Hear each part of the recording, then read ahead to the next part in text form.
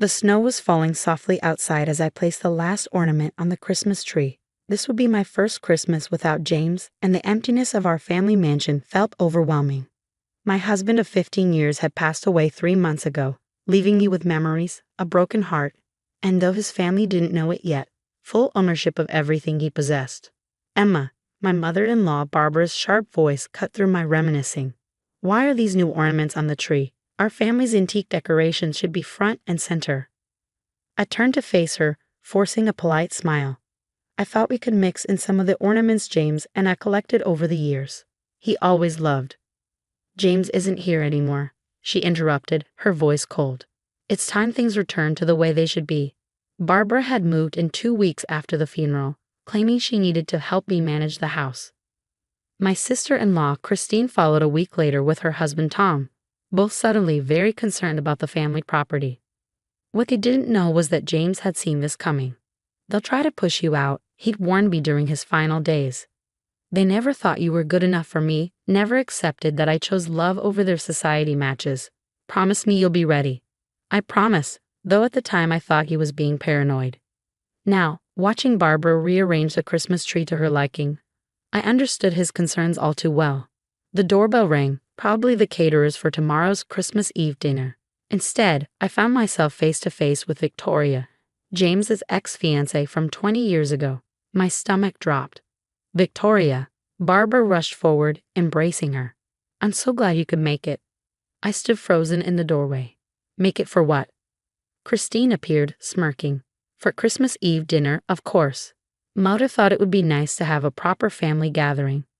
Family, the word stung. After 15 years of marriage, they still considered James' ex more family than me. Throughout the evening, I watched as they fawned over Victoria. She'd married well, they reminded me repeatedly. She was on the board of multiple charities. She understood tradition, understood their world in ways I never could. Remember when James was going to propose at the country club? Barbara sighed wistfully. Everything was planned so perfectly before. Well, before things changed. Before he met me, she meant. Before the son of old money fell for a scholarship student who valued love over social status. I excused myself to the kitchen, needing a moment alone. As I leaned against the counter, I heard their voices drifting in from the dining room. Poor James, Victoria's practiced sympathy carried clearly. Trapped in a marriage beneath his station. At least he's at peace now. The house feels wrong with her here, Christine added. All these common decorations, these middle-class touches. Mother, we have to do something. Already planned, dear, Barbara replied softly. The lawyers assure me that without a clear will, the property reverts to the family. We'll have her out by New Year's. I smiled despite myself. James had known exactly what they would do. Make them think they've won, he'd advised. Let them show their true colors. Then when the time is right. The next day, Christmas Eve, dawned bright and cold. Barbara spent the morning directing staff to prepare for the evening's party, while Christine and Victoria pored over old photo albums, loudly reminiscing about James's life before me. I stayed in the background, watching as more family friends arrived. Each new guest brought another pointed reminder that I didn't belong in their world. Around sunset, as the party was in full swing, Barbara clinked her glass for attention. Friends, family, she began, her voice carrying through the grand hall. This past year has been difficult for all of us. Losing James, she paused for effect, has left a void that can never be filled. But tonight, we begin the process of healing, of restoring things to their proper order. My heart pounded. This was it. Emma, she turned to me, her smile sharp as a knife. You've been accommodating during these past months, but now it's time for honesty. This house, this legacy, belongs to the Carter family. Surely you understand that you can't stay here. The room fell silent. Dozens of eyes turned to me, some pitying, most triumphant. Christine stepped forward, holding out an envelope. We've arranged for a modest apartment in town. Given your background, it should be more than adequate. I took the envelope without opening it. You need to leave tonight, Barbara continued. We've already had your things packed. Sure enough, I noticed several suitcases by the door. They planned this humiliation perfectly, throwing me out on Christmas Eve, in front of everyone who'd ever doubted my place in James's life. Now? I asked quietly. It's snowing outside.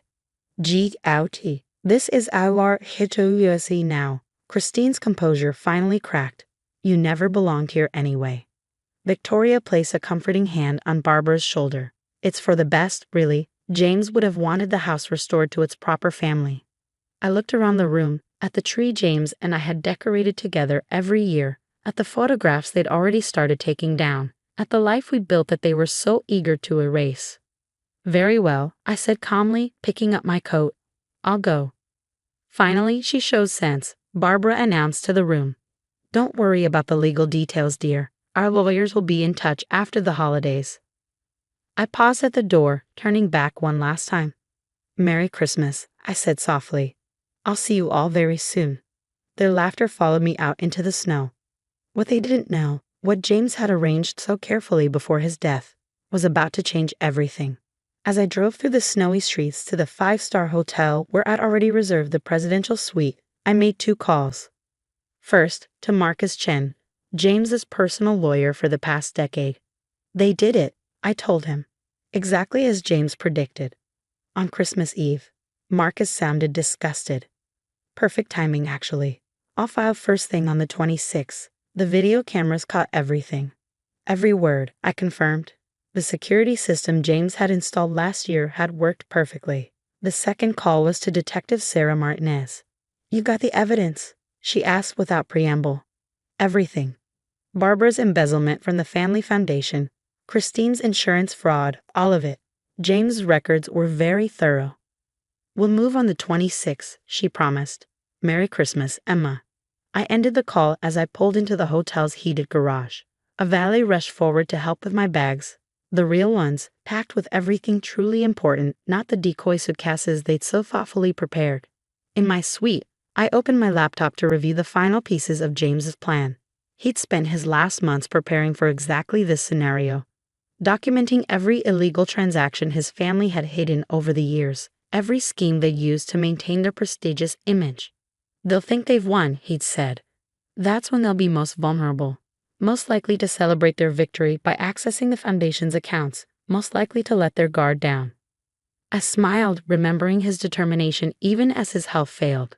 He'd known his family would try to erase me from his life, just as they tried to prevent our marriage years ago. What they didn't know was that James had quietly transferred everything to my name months before his death. The house, the business interests, the family foundation, all of it legally mine, all of it properly documented and witnessed. He'd also left me something else. Proof of years of financial misconduct by his beloved family, Barbara's systematic embezzlement from the family's charitable foundation, Christine's elaborate insurance scams. All of it carefully archived, ready to be revealed at the right moment. My phone buzzed with messages from their celebrations. Finally got rid of the gold digger. The house can be restored to its former glory. James would be so happy to see things put right. I screenshot each message, adding them to our evidence file. Let them celebrate. In 1 week, their world would come crashing down. As snow continued to fall outside my luxury suite, I raised a glass of James's favorite whiskey. Merry Christmas, my love, I whispered. The show was about to begin. The week between Christmas and New Year's passed in a blur of careful preparation. While Barbara and her cohorts celebrated their victory at my expense, I worked with Marcus to set everything in motion. On December 26, just as planned, 2 things happened simultaneously. First, Marcus filed the official documentation of my ownership, complete with video evidence of their Christmas Eve performance. Second, Detective Martinez moved on a financial crimes evidence, freezing the foundation's accounts just as Barbara attempted to transfer a large year-end bonus to herself. My phone rang early on December 30th. It was Christine, her voice missing its usual condescension. There must be some mistake, she began without preamble. The foundation's accounts are frozen. Mother can't access anything. No mistake, I replied calmly. Just karma. What did you do? She hissed. Me? Nothing. Your mother's creative accounting finally caught up with her. Oh, and Christine, those insurance claims you filed last year, investigators are very interested in those too. She hung up. Minutes later, Barbara called. You spiteful little witch, she spat. How dare you cause trouble with the foundation? Do you know who we are? I know exactly who you are, I answered. James knew too. Why do you think he spent his last months documenting everything? Silence. Then, what do you want? Want? Nothing. I already have everything. The house, the foundation, the business interests. James transferred them all to me months ago. Legally, properly, irrevocably. I could hear her struggling to breathe. You're lying. Check with your lawyers, though I should warn you. They might be busy today. Fraud investigations take up so much time. The next morning, I walked into the mansion, my mansion, with Marcus and a security team. Barbara, Christine, and Tom were waiting, along with their lawyer. This is our family home. Barbara stood in the grand foyer, arms crossed. You have no right. Marcus stepped forward, documents in hand. Mrs. Carter has every right. Full ownership was transferred to her by your son on June 15th, with multiple witnesses present. James would never. Christine protested. Actually, I interrupted. It was his idea. He knew exactly what you'd do after he was gone. The only surprise was how quickly you showed your true colors. Their lawyer reviewed the documents, his face growing progressively paler. These are completely in order. Mrs. Carter owns everything. Not everything, Barbara snapped. The foundation is under investigation, Detective Martinez announced, walking in with several officers, along with certain insurance claims that don't quite add up. I watched as realization dawned on their faces. James hadn't just protected me, he gathered evidence of their crimes for years. Mrs. Barbara Carter, Martinez continued, we have a warrant for your arrest on charges of embezzlement and fraud. This is ridiculous. Barbara looked around wildly. Victoria, call Vincent. She meant Victoria's husband, a prominent judge. Victoria's not coming, I smiled. She's rather busy with her own legal troubles. Something about tax evasion. As the officers led Barbara away, Christine turned to me, tears streaming down her face. Please, she begged, you can't do this. We'll be ruined. Like you tried to ruin me? I asked quietly, throwing me out in the snow on Christmas Eve, packing my bags with old clothes while I wasn't looking. We were grieving. Tom protested. No, I corrected him, you were gloating. There's a difference. The security cameras caught everything. Every cruel word, every smirking celebration. Over the next few hours, I watched as they packed their real belongings, under supervision of course. The proud Carter family reduced to loading their designer luggage into hired cars.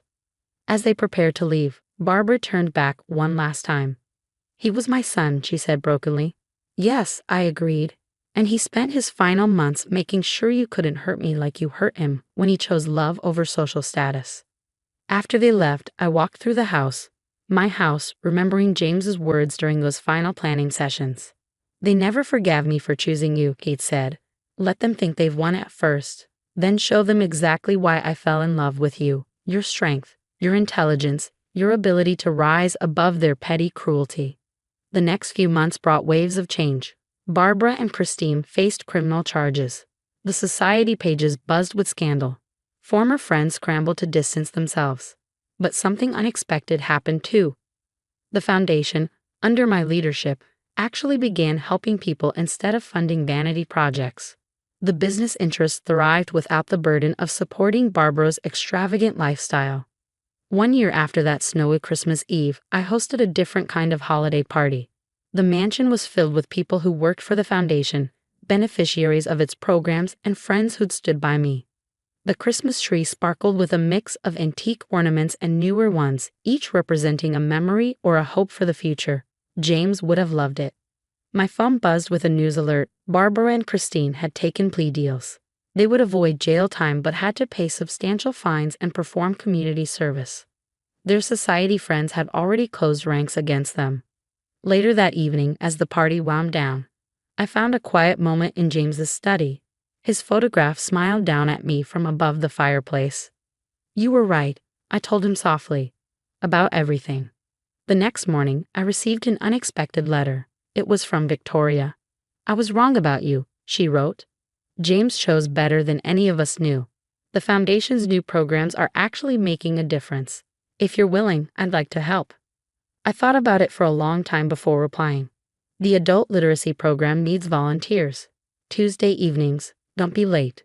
2 years after being thrown out into the snow, I stood in the mansion's grand hall, watching as another Christmas tree was decorated. But this time, The ornaments told a different story of redemption, of justice, of turning pain into purpose. Barbara and Christine had moved to a small town in another state, their society connections and prestigious names now worthless. Tom had divorced Christine and remarried. Victoria, surprisingly, had become one of the foundation's most dedicated volunteers.